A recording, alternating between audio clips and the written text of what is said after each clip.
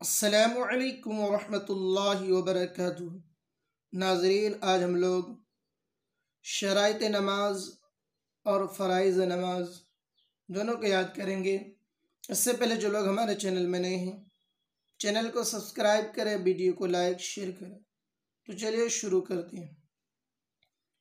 बिस्मिल्लाहिर्रहमानिर्रहीम। शराइत नमाज यानी जिन कामों के बगैर नमाज शुरू ही नहीं होती।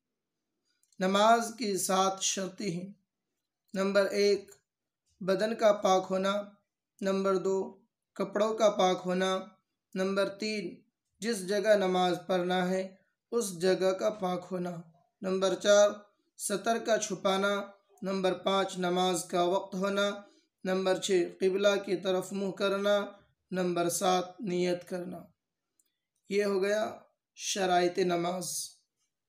फ़राइज़ नमाज यानी वो बातें जिनके बग़ैर नमाज होती ही नहीं। नमाज में 6 फ़र्ज़ हैं। नंबर 1, तकबीर तहरीमा कहना। नंबर 2, क़याम यानी खड़ा होना। नंबर 3, क़िरात यानी कुरान मजीद पढ़ना। नंबर 4, रुकू करना। नंबर 5, दोनों सजदे करना। नंबर 6, क़ाइदा आखिरा यानी नमाज के आखिर में अतहियात पढ़ने के बक़दर बैठना।